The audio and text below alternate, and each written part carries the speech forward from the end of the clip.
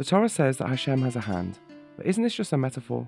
The Torah also says that Hashem loves us, but how can he have an imperfect human emotion? And what has this got to do with our relationship with him? If you think you really love, and Hashem doesn't, you've got it backwards. We are the metaphor. Even we have an essence. This is not the difference between us. He is a someone, not a something. In this video series, my goal is to release your mind and soul to be able to freely think about Hashem in the way the Torah talks about him.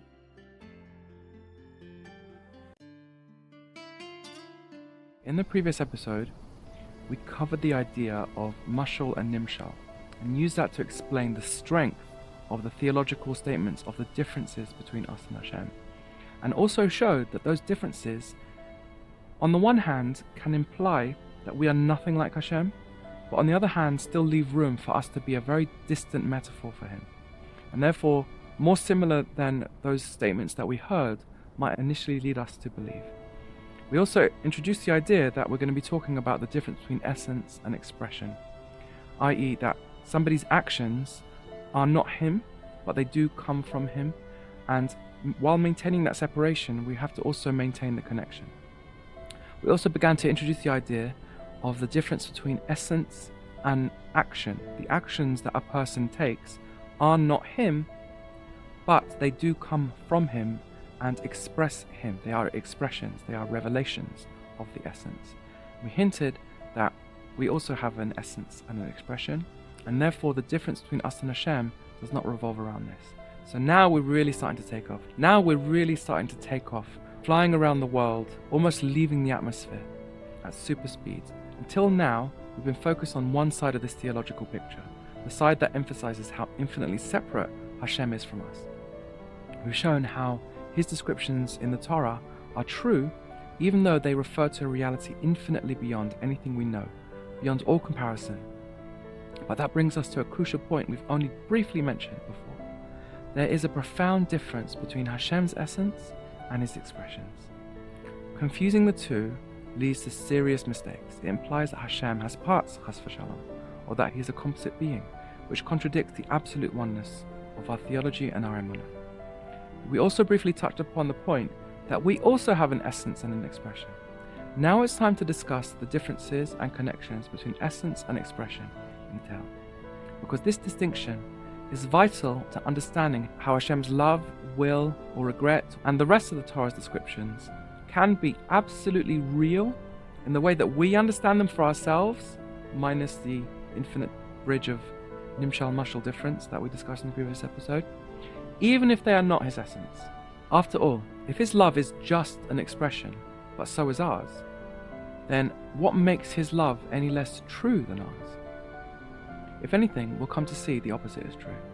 So once again, so far we've been exploring the difference between Hashem's essence and our essence, as well as the difference between his expressions and our expressions. Now we're turning to a new but related question, the relationship between essence and expression themselves. Because in this is a surprising truth. When we examine this carefully, we will find that in this area there is far less difference between us and Hashem than many people think. We will also see that much of the confusion in theology comes from failing to distinguish between these issues and categories properly, as well as assuming that what applies to expression can't lead back to essence, which is another thing we're going to get into. Much of what the Rambam sets out to do in the Moreh Nevuchim is to help us avoid a critical mistake, confusing Hashem's essence with his expressions. Many of the theological misunderstandings that Rav Hirsch pointed to, especially the claim that Hashem doesn't really love us, come from not properly distinguishing the discussion above of the difference between him and us, mashal and nimshal, and all that, and the difference between essence and expression. So, to grasp the difference between essence and expression, we need to return back to the remaining unresolved issues with regards to Hashem being one, unchanging, and perfect. All of these lead to serious problems and contradictions, right? The first one is his unity. He is one, so that means he cannot have any limbs or emotions, right? These would imply multiplicity in him, chas v'shalom, that he's composite, made up of parts like a human body.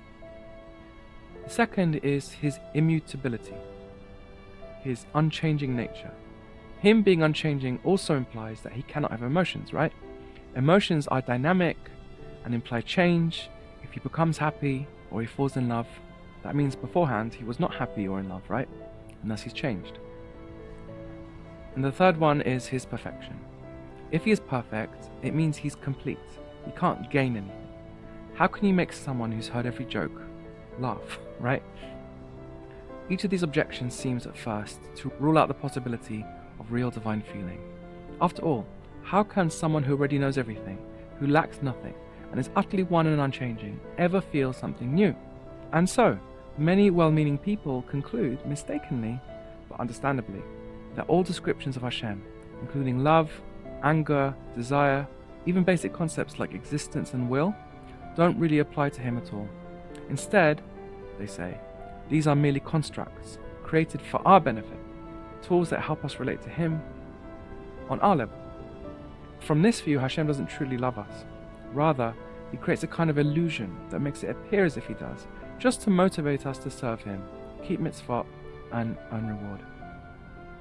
But this leads to a tragic conclusion, that Hashem's entire relationship with us is a teaching tool, not a real connection. And from there, some go further still, suggesting that to believe otherwise is immature, naive, and even heretical. To need Hashem to love us is merely a human weakness, unbefitting true emunah. But as we'll see, that too is a misunderstanding, and a deeply painful one. Here's the core understanding that we need to and will be correcting.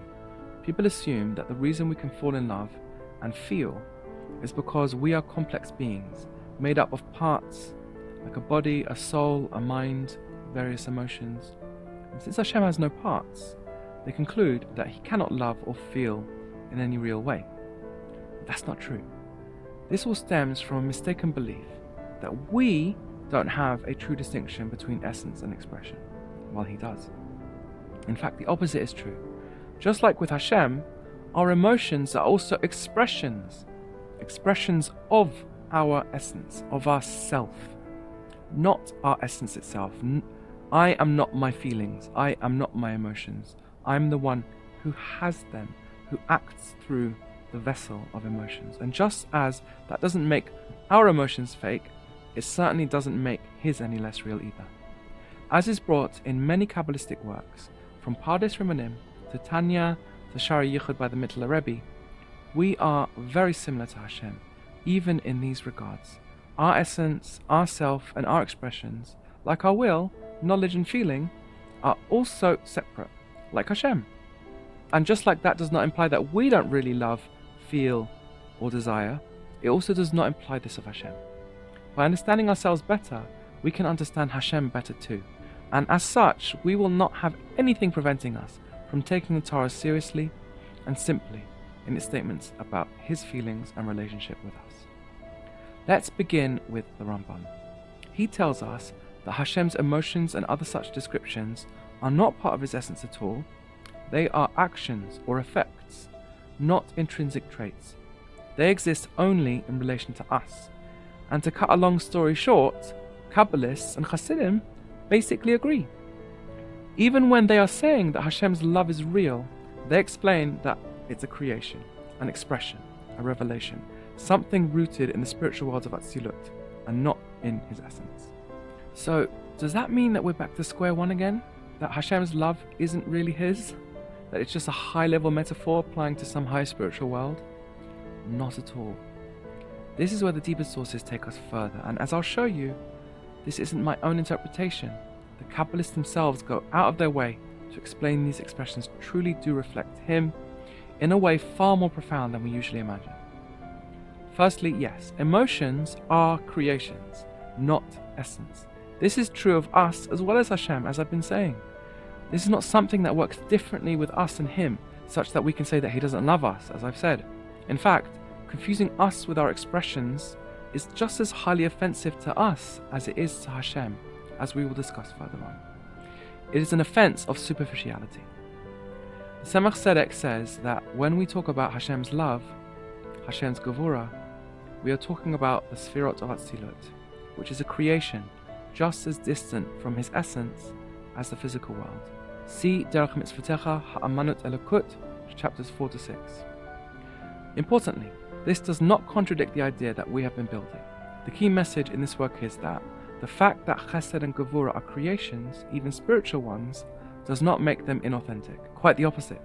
Just as our emotions are not our essence, but still reflect our deeper selves, so too with Hashem.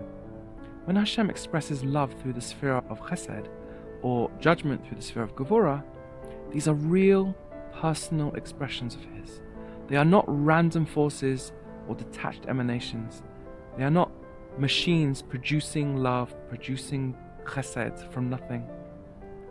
They are vehicles through which He is revealed. And just like with us, the fact that they are expressions doesn't make them any less meaningful. As I said, the misconception comes from the misunderstanding that our emotions are part of our essence, whereas with Hashem, they are just creations. They think that our emotions are part of who we are, but not so of Hashem. With Him, they're just symbolic or external. But that's not true at all. Our emotions are not part of our essence either. When it comes to Hashem, and when it comes to us, emotions are vehicles through which the self is revealed. But they are not the self. They are not the same substance as the self. For example, with the sentence, I love you. This illustrates it. When I say I love you, I am the one loving. But the I, which is my core self, my essence, is not love. It is the one who loves. My love may come and go, grow or fade, but my essence remains constant. I am me. I am always me. And I, right now, am loving. And my love is directed to you. And you are you. That me, the I, my very self, is not my love. My love is merely an emotion that I sometimes feel, sometimes do not. In fact, it's deeply reductive when someone confuses your emotions with your essence, and it can be painful. It's like somebody marrying you because of your money or because of your love, one of the things about you, but not you yourself, and that hurts. That's offensive. Deep topic, right? Confusing the two is not just inaccurate, it's painful. If somebody reduces me to my love and ignores me, they may say who I truly am. That kind of misrecognition can feel profoundly isolating and make me feel all alone in the world. Certainly don't do that with Hashem. That's the very definition of idol worship. Worshipping the Sefirot, not Him, i.e. worshipping His love and not Him. To confuse His expressions, like His love or judgment, with His very self, is not deep spirituality. Actually, it's a form of avodah zarah, idolizing the expression instead of Him. Rabbi Friedman says, don't marry for love, marry for her, marry for him, for the person. Once you are into them, then their love becomes important to you because it's their love, not the other way around. Same is true with Hashem. Understanding the difference between essence and expression is the foundation of true intimacy and the deepest root of all morality, sensitivity, and holiness.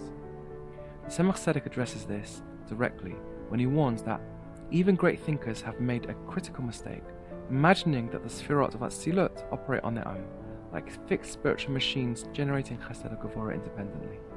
But that's not the case at all. Hashem is the one who loves, and He loves through the Sefirot of chesed. Hashem is the one who knows, and He knows through the Sefirot of Da'at. The Sefirot are not divine forces with their own agency. They are vehicles through which Hashem expresses Himself. The Tzemach Tzedek insists that Kabbalistic language must not be read mechanically, but personally, even intimately. This isn't just big, cosmic, heavenly apparatus or systems. They are descriptions of Hashem's own persona, so to speak. How He chooses to make Himself known. And that's part of why Kabbalah was once kept secret and reserved only for the most sensitive. Not the most clever, but the most sensitive. Not because it was abstract, but because it was so deeply personal. Now moving further, next, Tzemach Tzedek goes on to explain a difference between us and Hashem here. Although of course it doesn't reduce the truth and relevance of His love for us, but it actually increases it. He explains that while the Sefirot are not Hashem's essence, they are also not creations in the ordinary sense, like tables or trees, or even like our souls. They are not separate or fabricated. Rather, they are from what's called elokus, from godliness. They are literally godliness. We will explore what this means in the next episode, but the takeaway is this. If you think you really love, and Hashem doesn't, you've got it backwards. Ein machshvotai machshvotechem. My thoughts are not your thoughts. Lo drachav drachenu. His ways are not our ways. Your love truly is a creation for you, a vehicle you've been given, a most kind and generous gift from Hashem. You were given a soul with a heart inside it, and you can use that as a vehicle to express yourself. Like we said above, I love you. The I that is me is doing the activity called loving. When it comes to Hashem though, His love is somehow even more real and authentic than this. This is the secret of the mystery of He and His expressions are one, brought in the Tanya. So in the next episode, we're going to try to understand how this love of Hashem really does trace its way all the way back to His essence. We're going to look at some truly amazing sources that show us how Hashem's expressions trace their origins way, way above Atzilut, beyond even the Simsim. They come directly from Hashem Himself. And even that is not a contradiction to the unity of His essence, but at the same time magnifies how deep and authentic His love is for you, His need is for you. Stay tuned.